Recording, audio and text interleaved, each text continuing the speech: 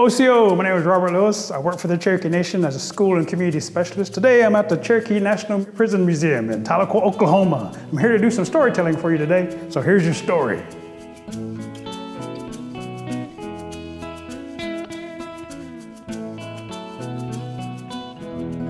A long time ago, there was a creature called G-Stew. G-Stew's rabbit in Cherokee. Rabbit would go out and do all kinds of things, but Rabbit always got in trouble. And the Cherokee elder told me, he says, we got everything from Rabbit because he'd always get himself into trouble. I'm not telling children to go get in trouble. That's something else besides your point. You can see what happens to you when you get in trouble. So, at one time when Rabbit was walking out through the woods, Rabbit was thirsty. He went to go get a drink of water.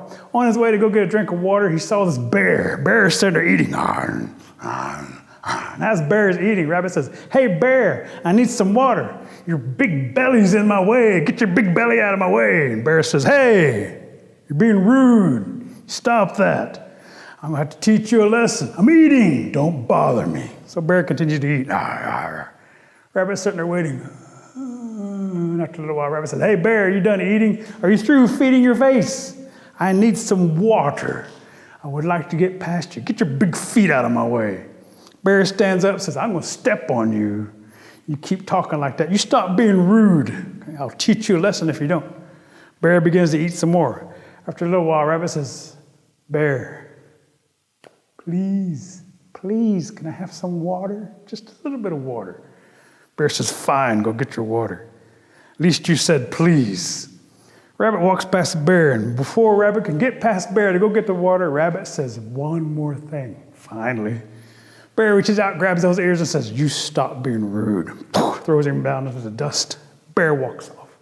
Bear leaves, Rabbit gets up, dusts himself off, finally gets a drink of water, and is sitting there all mean and mad and fuming.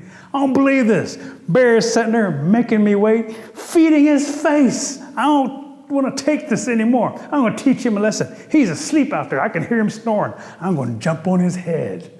I'm going to grab his face and push it in the mud. I'm going to dance on top of his belly. And then he'll get up and kill me, because Bear's huge and I'm tiny and I'm small.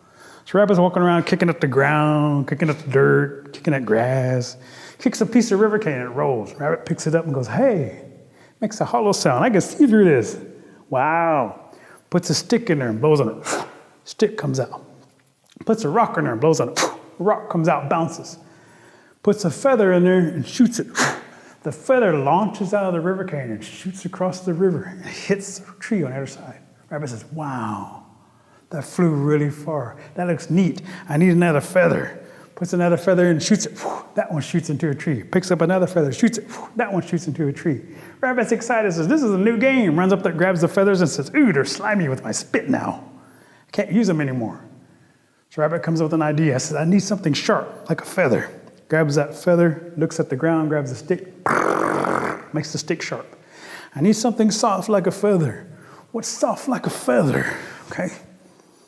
Grass. No, that won't work. Sticks. No, that's not going to work either. My fur's soft. So Rabbit goes and says, I'll just rip some off my head. Nah, I'll look like skunk. Everybody laugh at me.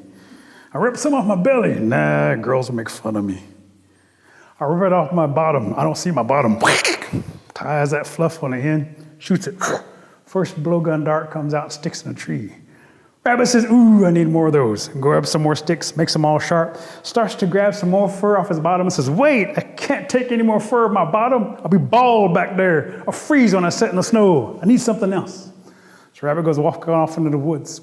Rabbit went out into the woods. Rabbit finds this thistle plant growing, has fluff on it like rabbit's fur. Rabbit gets all that fluff, ties it on all those sticks, makes all these darts and says, where's Bear? And goes back into the woods.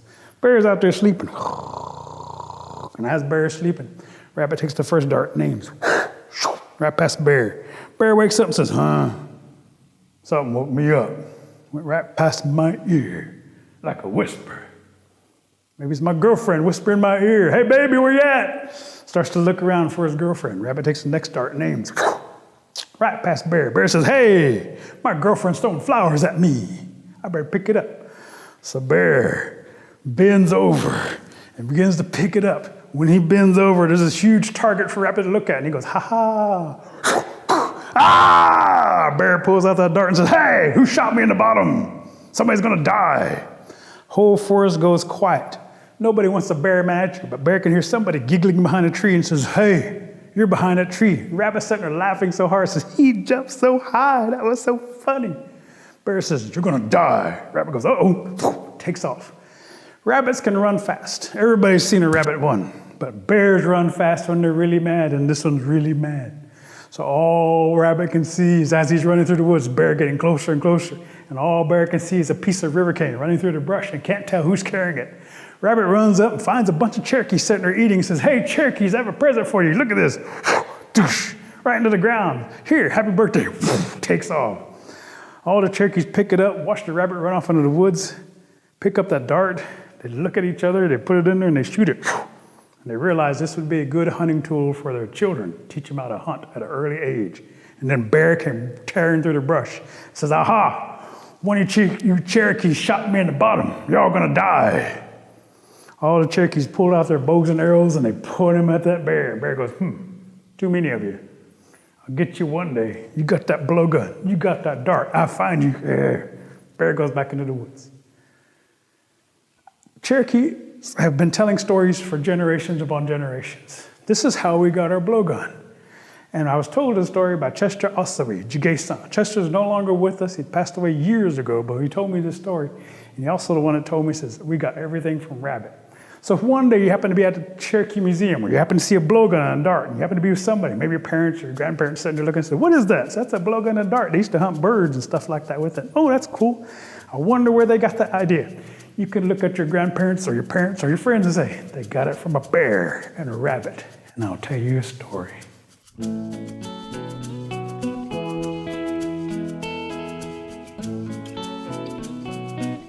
But if you enjoyed this and you want to hear more Cherokee stories, click on this link right here.